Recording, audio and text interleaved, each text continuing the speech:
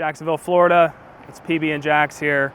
As always, we're trying to speak to pioneers and builders here in the city of Jacksonville. Today's no different. We're sitting here in the heart of Men's Mental Health Month. So we came here to the Men's Mental Health facility on 1035 Kings Avenue in San Marco with Dr. Marek Hirsch. We're sitting down filming an episode with him today to discuss the important topics surrounding men's mental health and how we can make this a better place for all. We're excited for you to tune in and can't wait.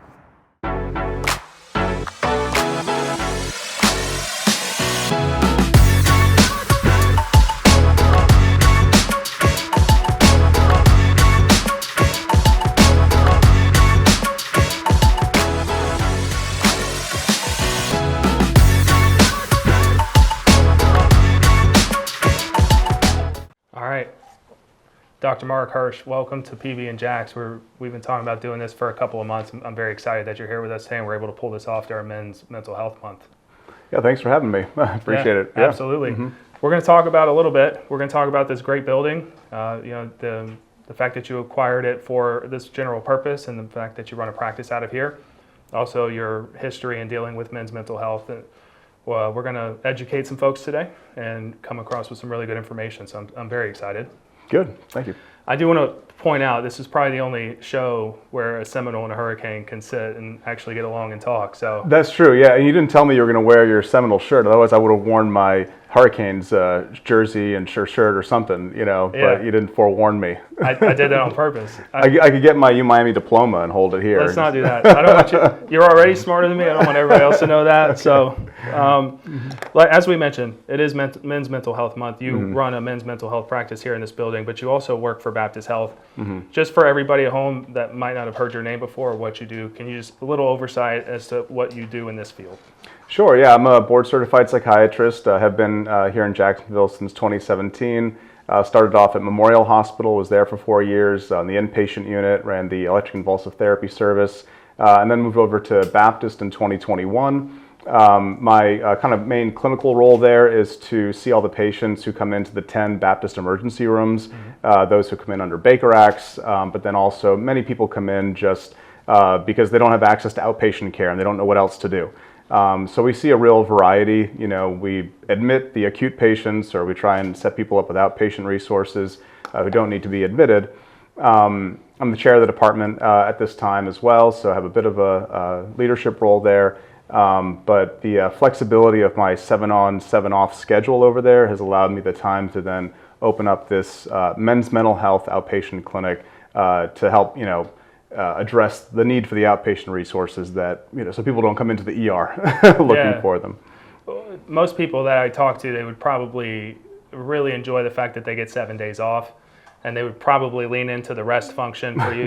You're a father, so spend time with kids and the wife and the family and maybe enjoy some downtime. Instead, you clearly opened up a facility here and you spend your 7 days off continuing to do the work that you do. Why was that important? Like, why did you feel the cause or the need or the push to open something up like this to address, further patients and get more access to those in need? Well, I've always enjoyed kind of straddling the world of inpatient and outpatient. So as a physician, you want to feel like you have the tools to help people as best you can. And so if you're just in the outpatient world, then you can, help people who don't need to be hospitalized, and you can, remain connected to the hospital, but, you don't have that direct connection. And then same thing, if you're just in the inpatient world, you can, refer your patients to outpatient care when they're discharged and hope they go. So at least when I kind of have a foot on both sides, I can ensure that people are cared for both in the inpatient and outpatient settings. So I enjoy having those just tools available for me, and I can ensure that people, or as few as possible, are falling through the cracks, because that often happens just in healthcare in general, and communication issues and oversight and that kind of thing. So that's one of the reasons. And then, of course, I'm sure we'll get into just why a men's mental health clinic in particular. It's something that's been on my mind for a long time. I actually, opened up the Men's Mental Health LLC. I registered with Sunbiz, I think in 2021. So it's been on my mind even before then. But then it just, as far as the timing, we've just now opened in September 2025. That's just the way it's worked out. Yeah. speaking of Men's Mental Health, the LLC, for those who are looking at the logo behind us, is this Men's Mental Health or is this Marek Hirsch? It's an amazing coincidence, and yeah, no, it's not me being like narcissistic or anything. It really is just the name. I'm not a particularly creative person, and so I was trying to think of names for the clinic, but I really wanted it to just be abundantly clear that we're a mental health clinic for men, for guys. So that's why I just called it Men's Mental Health instead of the Apollo Clinic or some other names that I was thinking of. So Men's Mental Health just happens to be the same initials as my name. But it wasn't purposeful. Okay, that's fair. I think it's great either way. The building's gorgeous, and we're going to shoot some B-roll and show the people what it looks like. We're on 1035 King Street in San Marco. Yeah, Kings Avenue. Kings Avenue. Yeah, there's a King Street in Riverside, and we've had a couple people end up over there. So yeah, 1035 Kings Avenue. And why this building? When you're in the process of looking for a space for a business, we were originally looking to lease a space, and we kind of had a certain amount of square feet we were looking for. But as we worked with our realtor, Des Merrow with Car Realty, give her a little plug, she was fantastic. She specializes in medical professionals finding space. Just looking at what was available in this area and the prices and the cost to build something out. And this building was available, had been on the market for a while. It was previously owned by an architect, and it's a beautiful building. So the question that I had when we toured it, because it had been on the market for a year, was, what am I missing? Like, what's the red herring here? Like, I asked the realtor representing the seller, like, why has no one bought this thing? And she said people just have been interested, but no one could really envision how to use the space because it's just wide open spaces. The architects had their drafting tables everywhere. So, we've had some interest, but people haven't really, it's a unique feel inside. So, but my wife Elena and I, kind of had a mutual vision, and so we've been able to make it work for our purposes. Wonderful.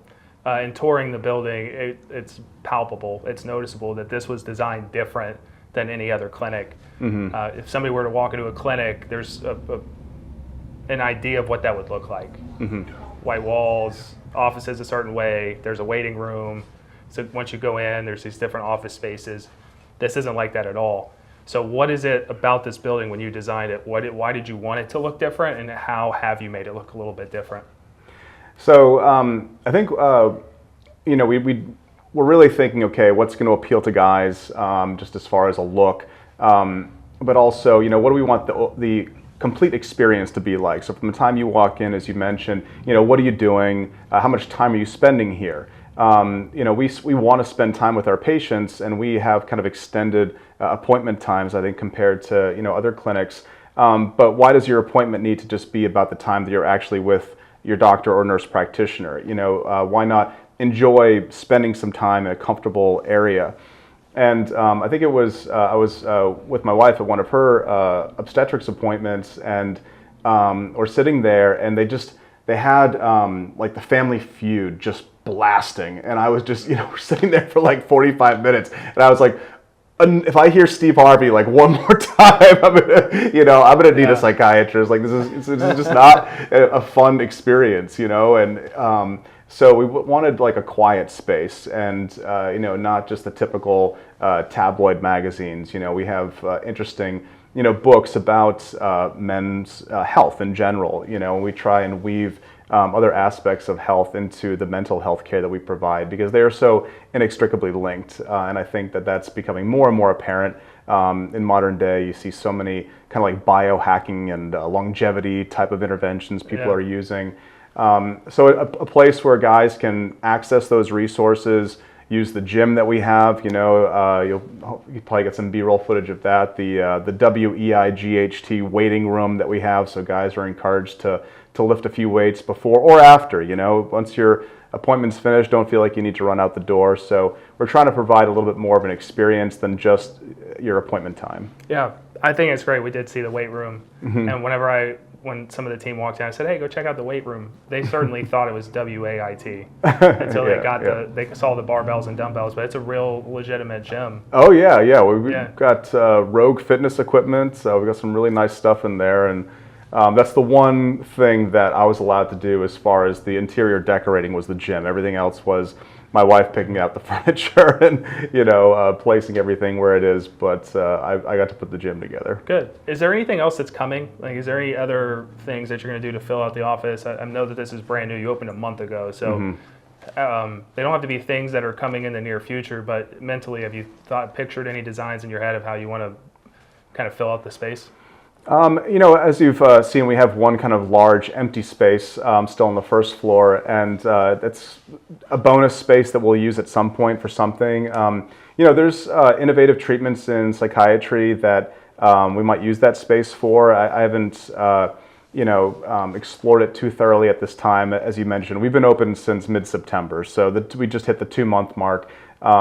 We want to get our footing and get the word out with the routine outpatient mental health care that we're providing before we then begin to add more services. But I have spoken to some other doctor acquaintances of mine about doing like a longevity type of a clinic, like for testosterone and peptides, that sort of thing. I am connected with some people that do that, so I refer out, because I would say 25% of the guys who come in here end up asking me about testosterone.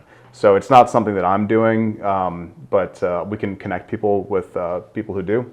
Okay. And then some of the more interventional things like the transcranial magnetic stimulation, the ketamine treatments. There's other, everyone likes to ask about the psilocybin guided therapy, and some of those like psychedelic type of things. There's also some interventional procedures. There's something called a stellate ganglion block, which is actually, you need like either an ultrasound or a CAT scan machine to be able to do like a guided injection into the stellate ganglia. But there's, which has been for like pain and other types of conditions, but it's actually now being researched for PTSD treatment. Yeah. So, and there is a clinic here that's going to start doing it, Altitude Health, and I know those guys over there. So we'll see. Yeah. If there was ever a moment where I thought that Florida State was the superior school, you just killed it. Oh, okay. Yeah. You just said so many things that went over my seminal head. And, no. There were a lot of people in UM Med School who went to FSU. I have, a lot of, yeah. So they went to UM to level up, is what you're saying. Maybe. That's okay. Yeah. One of the things that I want to make sure that everybody is clear on is this is not therapy. This is a little bit different. You have a team of nurse practitioners here. Yourself, you're an actual doctor. What is the difference between a psychiatrist, somebody with a doctorate degree, and a therapist, and why are you splitting the two here? Exactly. Psychiatrist, psychologist, therapist, social worker, nurse practitioner, physician assistant. There's many titles out there, many different educational tracks. So what we have here is I'm a board certified psychiatrist, meaning I went to medical school for 4 years and then did 4 years of psychiatry residency training up in Boston, and then came here and have been practicing as a general psychiatrist. The nurse practitioners are nurses who then went on for advanced training to be able to then prescribe medications, and then when they complete their training, they're kind of like family nurse practitioners, and then to become a psychiatry nurse practitioners, it's a little bit extra training. So I have 4 very well-trained psychiatric nurse practitioners. They're all board certified for their, the nurse practitioner board exam that they take, all of whom have worked with me for years. And so we specialize in the medication management side of things. Therapists like, psychologists and LMHCs, like licensed mental health counselors and that kind of thing. They do those hour-long therapy sessions, weekly or bi-weekly.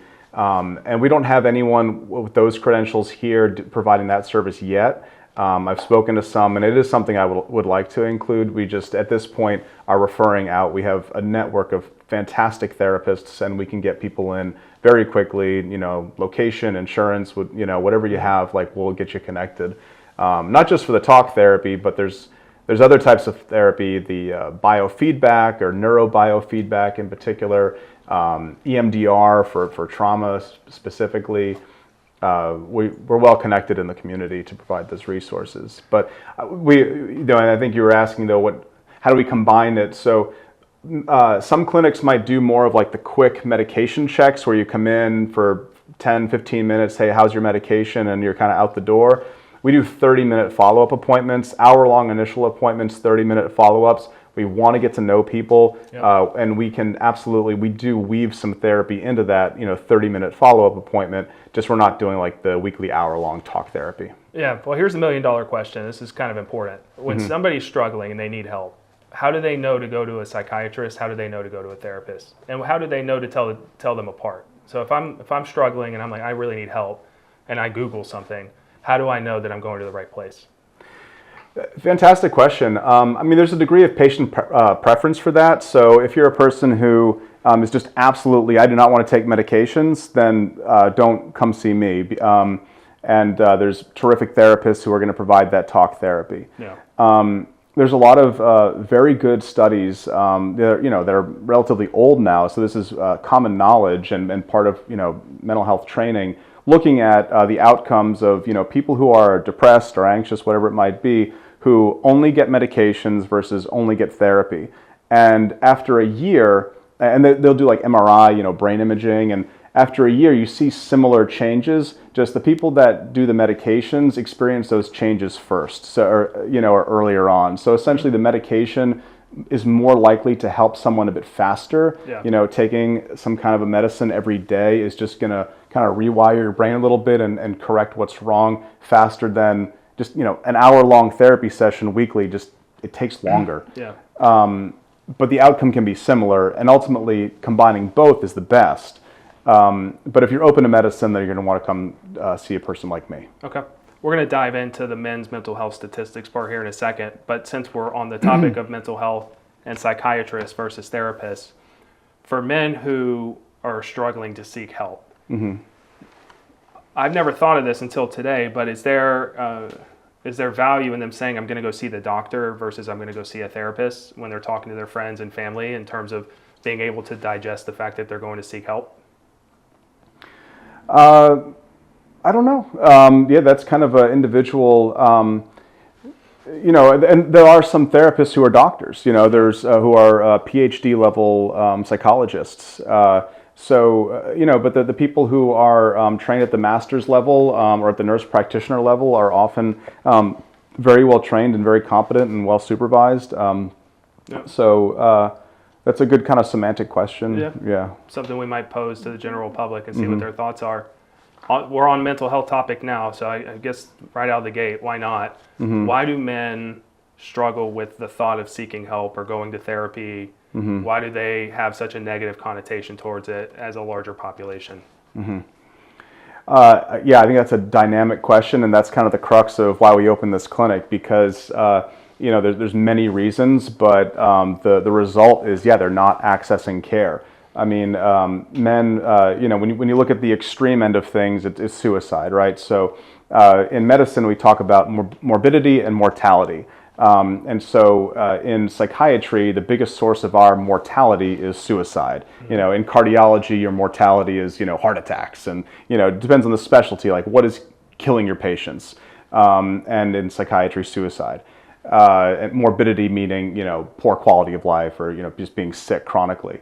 And so when you're talking about suicide statistics, men are just much more likely to complete suicide than women, so it's a big problem. But only 20% of men who complete suicide have actually reached out for some type of mental health care in the preceding 6 months. So, and reaching out for mental health care could be, calling a crisis line or telling your primary care doctor, I think something's wrong, I need some mental health help, So 80% of guys who end up completing suicide haven't even done that. Why? Is it the stigma? Is it that they're just trying to suck it up, and go about their business, and then suddenly, something really, goes wrong? But it's certainly a reality. Why is it that when I hear that statistic, it's staggering? 80% of people who have taken their own life have not sought out help in the 6 months prior to, and then they do take their life, obviously outside of the people that are in their immediate family and their friend group, they're going to be grieving. But as a society, I don't see the care about this topic that I would with other topics. Why do you feel that that's the case? Well, I think it's getting better. I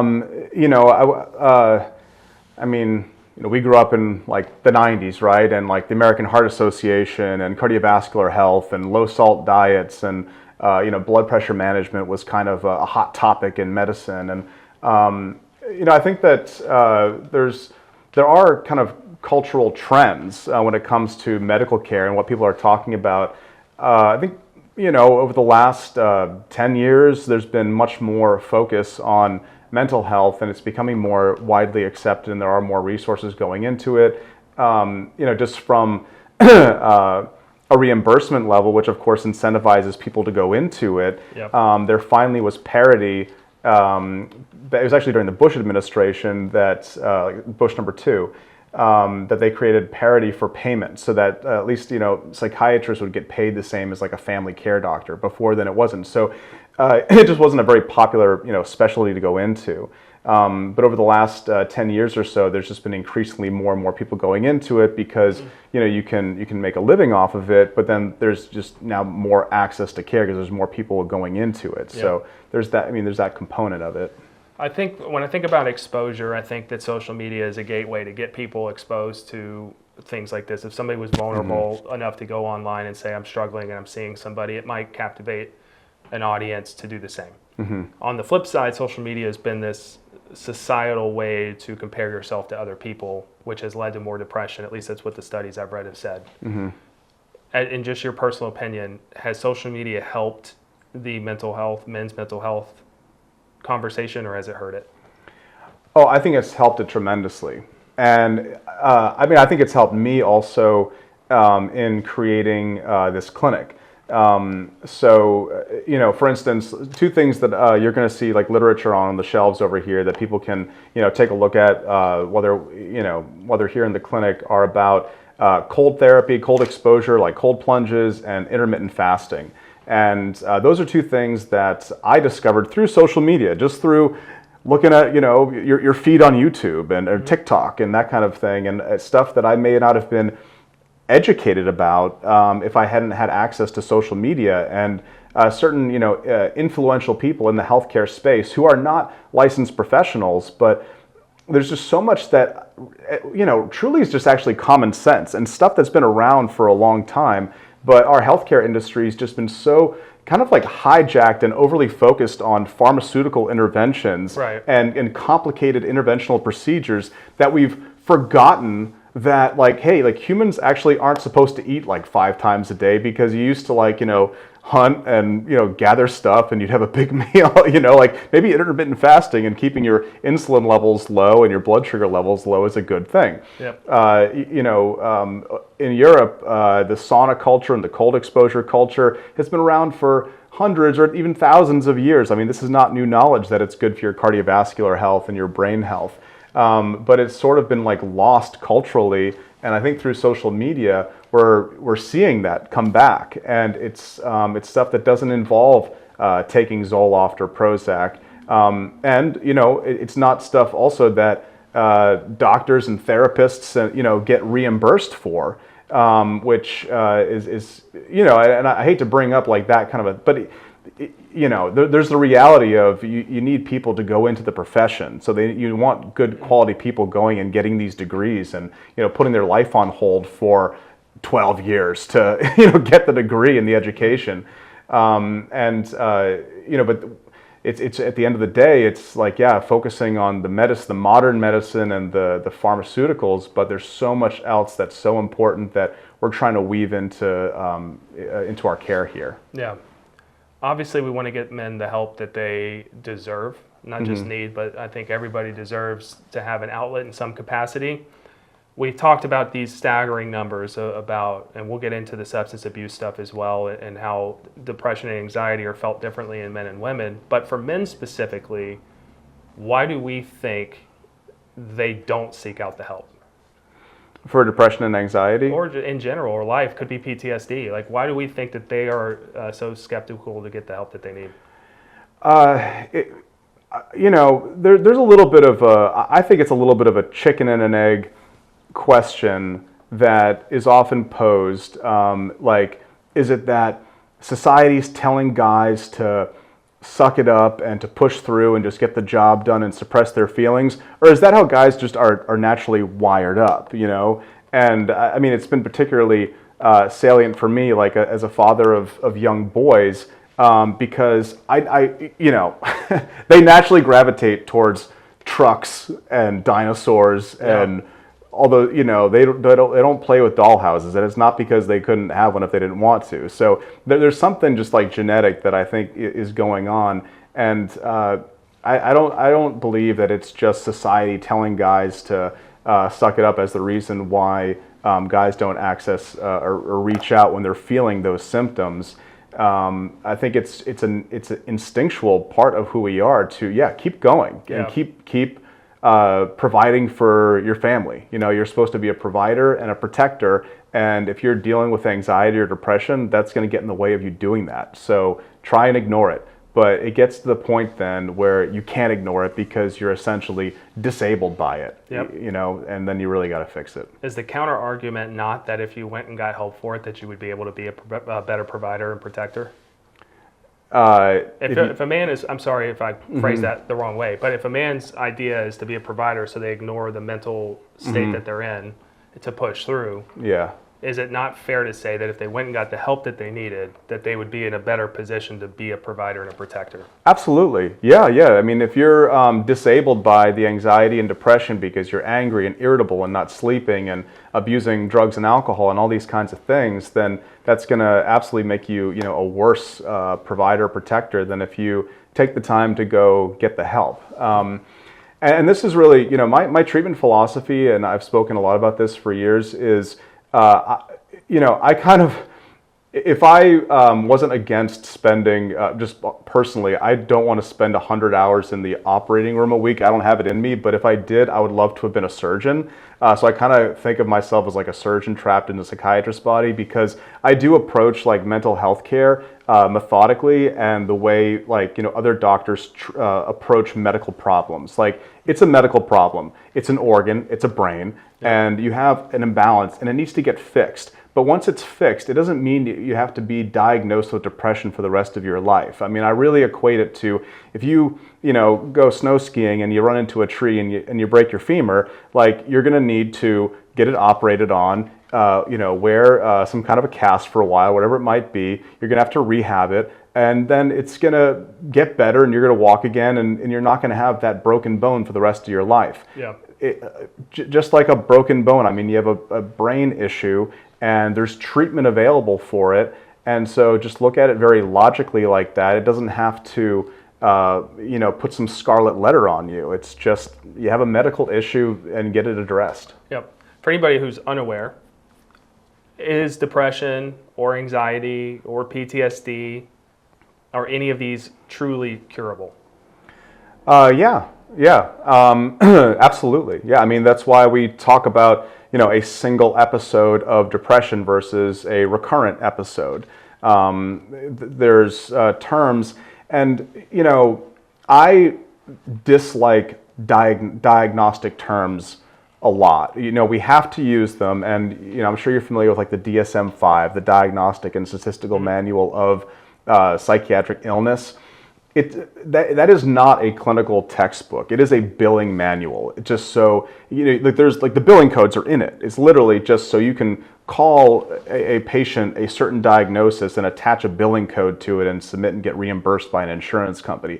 So, but this is what people look at as like some authoritative textbook on mental health. Like, oh, if you're depressed for this amount of time and these symptoms, then this is your label. And I don't focus on that. I treat symptoms, because there's so much overlap too. I mean, someone says they're anxious. Okay, well, are you anxious because you're depressed? Are you anxious because you have an anxiety disorder? Because you're experiencing insomnia? Because you have some kind of adjustment issue, like, life stressor? Because you're, abusing drugs and alcohol? I mean, you have an eating disorder, like, et cetera, et cetera, et cetera. Same symptom. Yep. But so I focus on the symptom, and not so much just trying to pigeonhole people into like a diagnosis. And if you fix the symptom, then no, it doesn't have to be a chronic problem. I think mental health diagnoses are often way too sticky.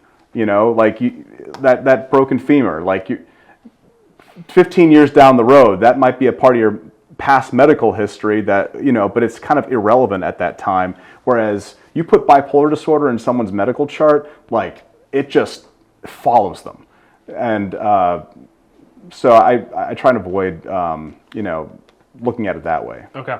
We're going to get into a little bit deeper of that in a little bit, but I want to talk about the statistics a bit more, because when we were reviewing the statistics on men's mental health, we talked about the suicide rates, but the matter of substance abuse is substantially higher in men.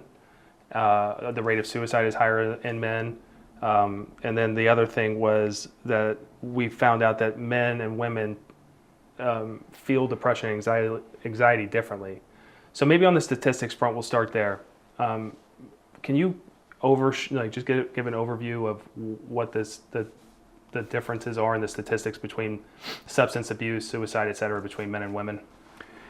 So, I mean, as far as exact numbers, it's, I think the exact percentage is less relevant than just it's overwhelmingly more common in men to attempt to complete suicide. Yep. Women are more likely to injure themselves in some way, but they use non-lethal means. Women aren't the ones who get the firearm and use it against themselves. They cut. I mean, and I see this all the time in the ER. It's mostly women. Men we do see as well, but the cutting behavior. Those aren't correct. Suicide attempts. Yeah, but it's like, what's really a lethal versus a non-lethal attempt? And this is important, especially for my work in the emergency department. I mean, I dig a little bit, because people every single day people tell me they've tried to kill themselves in some way, and it's like, well, what did you do? I tried to hang myself. Okay, show me the ligature marks on your neck. Well, yeah, I didn't really. It's like, because if you try and hang yourself and the rope really broke, you're going to have some big bruises and rashes, and abrasions on your neck. It's like, I tried to shoot myself. Okay, well, where's the gunshot wound? I tried to overdose. Okay, did you end up in the ICU intubated or not? I mean, these are serious differences. That, oh no, I took 3 ibuprofen because I thought it might hurt. It's like, well, you didn't really think that was going to. If you legitimately did, then okay. But I bring this up because it's guys who truly do the lethal attempts. Yep. And so they complete suicide much more frequently than women do. And the substance abuse issues, I mean, the exact stat, I don't think I need to give you an exact number, but I think it's obvious to everyone. You don't need to be a mental health professional to know that men abuse alcohol and drugs at higher rates than women. On the men and women front, the other part of the question was that depression and anxiety are felt differently between both. How are they felt differently? If you're a man with depression and a woman with depression, how are those two felt differently in the body and the brain? So guys, one of the hallmark symptoms in men that you don't really see in women is anger and irritability when they're depressed and anxious. And it often gets sort of misclassified as, he's, bipolar.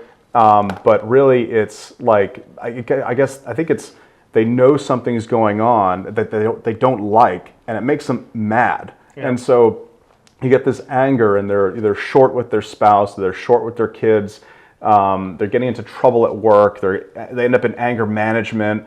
But it's really important as a diagnostician, and I just said I don't like diagnostic terms, we still need to diagnose the problem, what's causing the issue, because the treatment is different.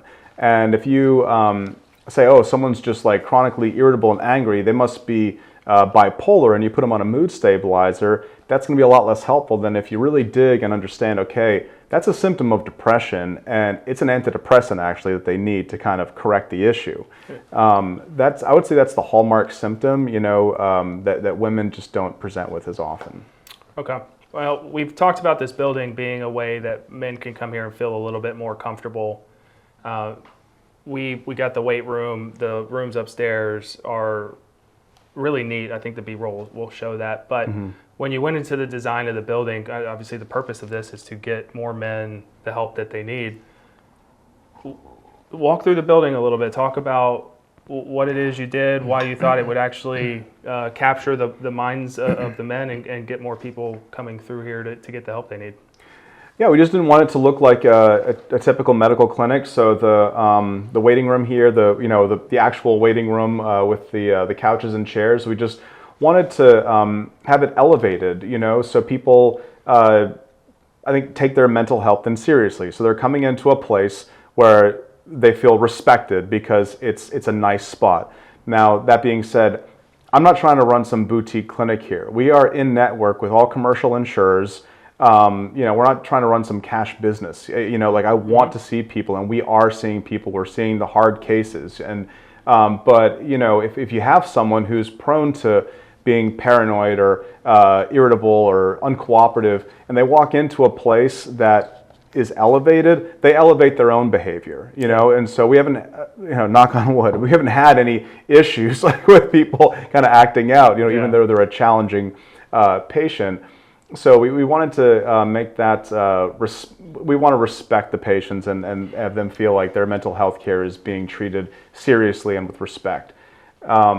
And then, just we have some guy-oriented stuff as far as, what we've chosen to put on the walls and whatever. And, one of the things I've kind of experimented with is having these walking pads in the office. It's because if people are restless, and they don't feel comfortable sitting down, they can walk in place. And then my desk actually elevates so I can still stand and speak with them eye to eye. And even if they're not restless, guys are very task-oriented. And, women are much better at sitting in a circle and talking about their feelings and talking about their emotions. That's just much more natural. Guys don't just sit around and talk. We do stuff, right? When my wife gets together with her girlfriends, they can sit in the kitchen and talk for hours. When I have my buddies over, that is not what we do. We go golfing for 4 or 5 hours. We go fishing. We have some kind of project we're working on, like helping them out on a project on their house or whatever. And in the course of that activity, we'll talk about what's going on, but you need to have some kind of focus, other than just sitting, the way we are right now to start talking about your feelings. Yeah.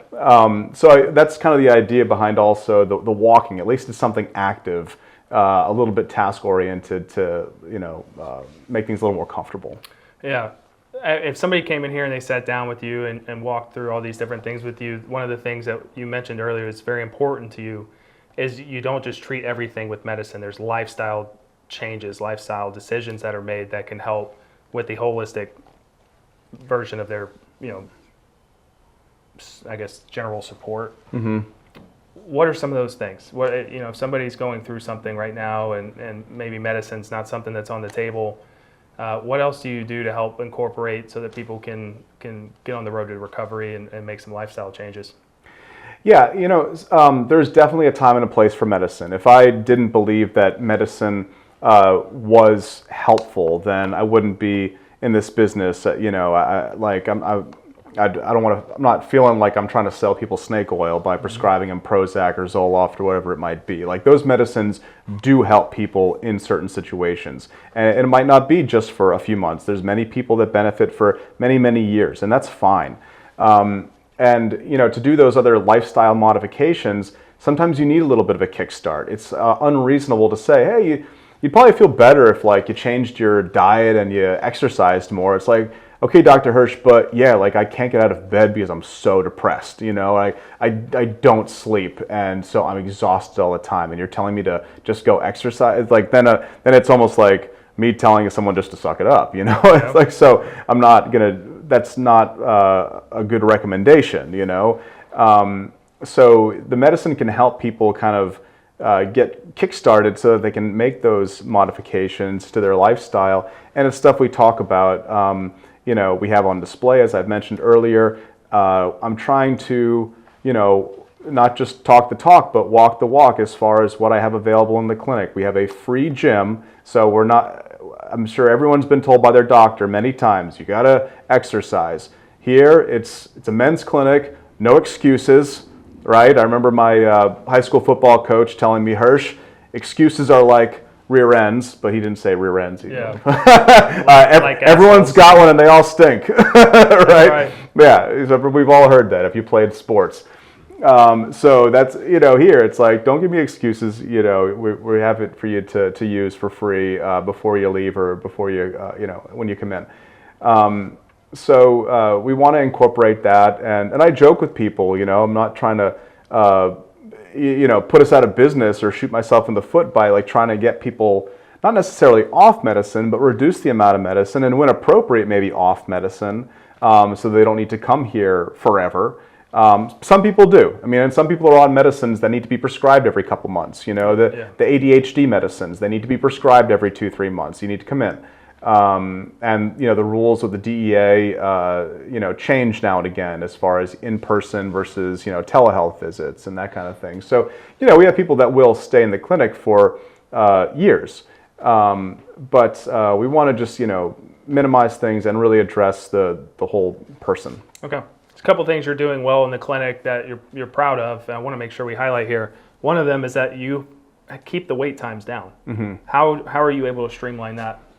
So between myself and the 4 psychiatric nurse practitioners I have working with me, we just maintain availability, and we even have evening appointments. And one of the nurse practitioners, she even has time on weekends that she's available. And so that's just, that's a bar, a metric that I hold myself to, is a week or less, because I think, guys, just knowing myself, I'm so reluctant to reach out to a medical professional. And when I, call like a dermatologist because I got to get something looked at and they tell me 4 months, I'm like, forget it, I'm not going to do that. And that's for a relatively less significant problem than if you're so depressed that you can't function or something. So if you're at that point, and as a guy, where you're actually making the phone call or reaching out and you get told that you can't be seen for a month, you're going to get lost. People are quick to just say, forget it. So I think for men in particular, maintaining that wait time, and if we get to a point where it's exceeding that time because of our schedule availability, then I'll bring someone else in. I'm fortunate to have been here in Jacksonville for 8 years.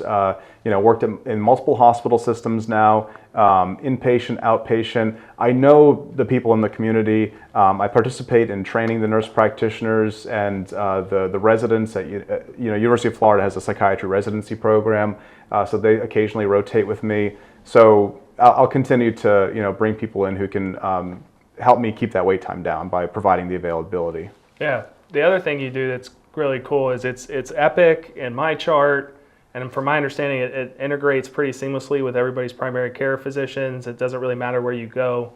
I'm more ignorant on this than anything, but can you talk about that a little bit and how you've set that up? Yeah, so this is kind of like the nerdy part of the clinic, but if I can explain it succinctly, then I think it'll resonate with people, because we're old enough to remember when you went to a doctor's office and they said, I want to see your other doctor's notes. Could you have them fax it to my office? And like, you gotta, or you want your other doctor's notes to go to your new, what you want your doctors to communicate. And it's often been extremely cumbersome because it involves fax machines or emails even, bringing paper documents. You have your own folder with a stack of papers you're trying to bring in. So we want to eliminate that. We are a paperless clinic. I don't even have a printer or a fax machine in this building. Yep. And we're able to do that because of our partnership with Baptist to have Epic. Epic is the electronic medical record system that Baptist uses, and all major healthcare organizations, for the most part, are using. So in Jacksonville, it's Baptist, UF, and Mayo, but across Florida, you've got Advent Health, Orlando Health, USF and Tampa General, University of Miami, Cleveland Clinic, Jupiter Medical Center, Lee Health, and Fort Myers. These are all big organizations that use Epic, and the patient portal is called MyChart. So if you're seen at any of these organizations, you're going to be familiar with MyChart.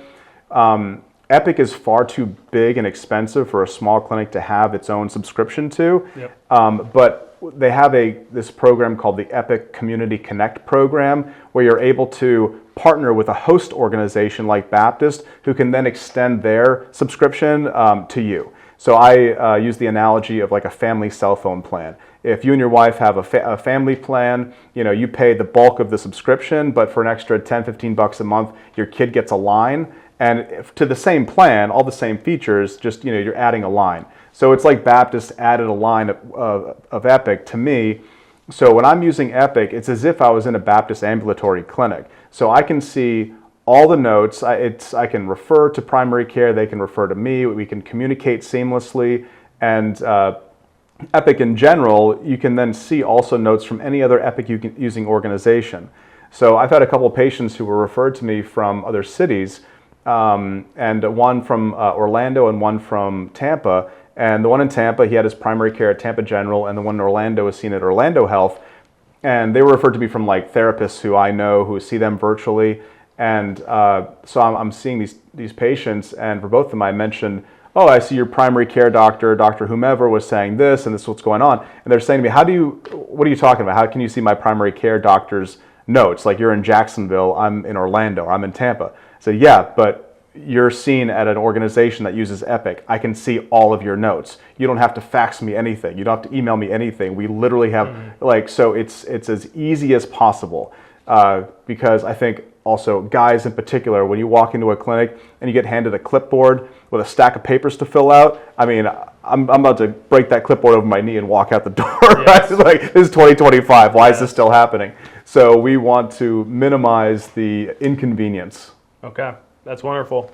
I got a few quick shot questions, and we'll wrap it up. Okay. We were talking about diagnosing earlier, but it was like the sub-diagnosis of symptoms. Why is it so important to get that right, especially when you're prescribing medicine? Like, how do you ensure that you're getting the underlying diagnosis correct so that you're properly prescribing people medication? Well, there are different problems. The chemicals in your brain are called neurotransmitters, and there's different dysfunctions, if you will, based on kind of what the underlying issue is. So on the surface level, someone comes in and says, I'm anxious, or I'm depressed, or I'm having panic attacks, or I'm not sleeping. It's like, okay, that's the chief complaint, is what I write in my note. Now let's get to the history of present illness and all the details of what's going on, because that's when you begin to formulate a diagnosis, and you begin your differential, like what might be actually happening here. And so even though they're saying a symptom, the underlying root cause, is variable, and you're going to treat those things differently. If I am off and I give someone a medicine for something, but it's really something else that's causing that symptom, then they're not going to benefit. Yeah. What would you say to somebody, especially men, but what would you say to somebody who's resistant to getting help? That needs it, I should say. Yeah. It's a challenge. I get it. It depends, I guess, on who you are and the culture you come from. There's certain cultural backgrounds that are just much more opposed to the idea of mental health issues than others. I think you're sort of your modern 21st century upper middle class person living in Nocatee probably a little more likely to reach out for mental health care than a person who just immigrated here from Haiti or something. I mean, just culturally, these are some of the cultural things that you see that are just different, and create a lot of barriers. So you need to meet people where they're at, though, and understand that. But the more kind of dynamic resources there are available, the better. I was speaking earlier about, before we started, about this program I just got certified with called the UCF Restores program. It's specifically for first responders in Florida through University of Central Florida. And it's this brilliant program that is designed just for first responders, but with completely knowing in mind that it's hard for them to even initiate the reaching out process. And so they're trying to make it as approachable, for that population of people, not just men, of course, but women, first responders. So that's a great example. The VA is doing its best as well with the military vets, as you know. So, yeah, the more the better. Here Tomorrow is a great resource here in Jacksonville. Dr. Terry Andrews, she took over as CEO relatively recently, and they'll continue to grow that program, and that's 24 access to care here in Jacksonville. It's a company that started here in Jacksonville. That's great. I mean, obviously we're a Jacksonville-based podcast, so we're interested in things like that. For anybody, man or woman, obviously today's about men, but for anybody who feels that something is off, but they don't know what it is. People maybe don't know what it feels like to be depressed. Maybe they can't identify that. Or maybe they feel anxious, but they don't know that they're having a panic attack. That really, truthfully, somebody's feeling something that they can't label, they can't identify. What advice would you give to them? Say it's going on for 3 weeks and they notice something's different, but nothing's physically wrong with them, so they don't know to go to the doctor. But they're sitting with something and they don't know what it is. I mean, what advice would you give them? Don't go on Google. Because that's good. Man, that's what you should not do, because then you'll go down a rabbit hole. I'm sure we've all gone down rabbit holes where we thought we were going to die, in the next 24 hours. I have a cut on my finger. What's going on? Yeah, You have cancer. Exactly. Yeah, you can convince yourself of a lot of things. But a lot of people do. So the biggest prescribers of antidepressants actually are primary care doctors, and that's just a volume issue. Primary care, they're kind of jack of all trades, right? So they're going to treat things until things kind of become outside their wheelhouse as far as their comfort level, and so then they refer out to specialists like a psychiatrist or a cardiologist, whatever. Pardon me. But they are the ones who see patients most commonly, and will start that medicine because people do come in with vague, sort of somatic physical symptoms, and they don't know what's going on. They don't know that it's a mental health issue, but they know something isn't right, and they think, and the last thing, especially guys, the last thing that they want to think it is a mental health issue. I've got some stomach issues, or I've got, some breathing issues, or chest pain, or, whatever it might be. So then you get the medical workup, and you need to do that to be thorough. But when everything comes back medically normal, then primary care is like, well, maybe, yeah. All right. So at least maybe reach out to somebody primary care wise to start with. Yeah, or maybe start with reaching out to a mental health professional just to see if I guess the comfort level. I mean, if you want to go right to mental health, one of the, I think we talked about just like changes in availability and accessibility. It used to be a huge process to get seen by a specialist in general, right? Like the age of the HMO, where you had the primary care doctor as the gatekeeper for any of your other medical care, and you couldn't see a specialist, whether it was a psychiatrist or a dermatologist or a cardiologist, unless you had primary care's blessing. A lot of that's pretty much gone away. So you can at least access a specialist without having to get referred from your primary care. There's still some exceptions as far as health insurance plans, but at least it's more accessible in that sense. So if you're feeling like you want to go talk to someone, there's many therapists out there, and you can there's like therapist directories that you can access, and Facebook groups and that kind of thing to find someone.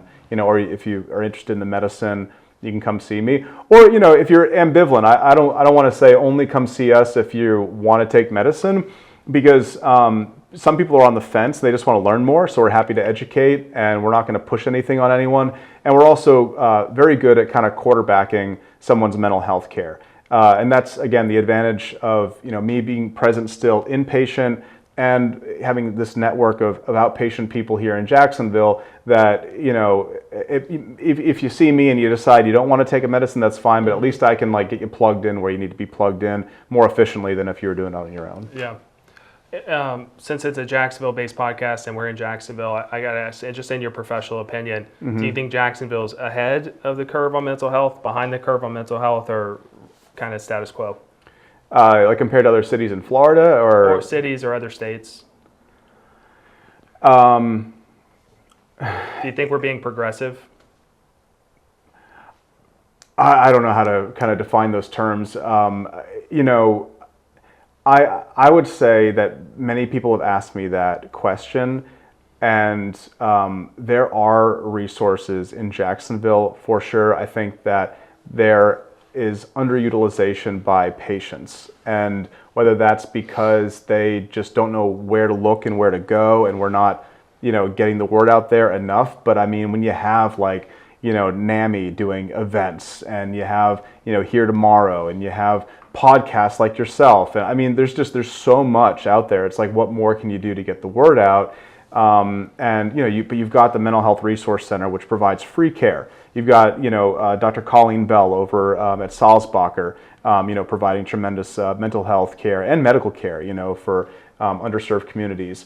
I mean, these programs exist, but you can only lead a horse to water, right? I mean, I often see people who just won't take advantage, So if you know that it's out there, but you're not using it, then don't tell me that there aren't the resources, But compared to other cities, I mean, I think we're doing a pretty good job here, to be honest with you. That's great. What did we miss? Gosh, I think that was fairly long-winded, probably, but comprehensive. So good. Yeah. Well, obviously, we are only interested in interviewing pioneers and builders and people that are making Jacksonville a better place. I speak for everyone when I say you're doing just that, and for me and from the city, I just want to thank you for everything you do, and especially for men, what you do in the mental health space. So thank you so much for being on here and for the work you do. Thank you for the opportunity. It was a great time. Yeah. Yes, sir. Awesome. All right.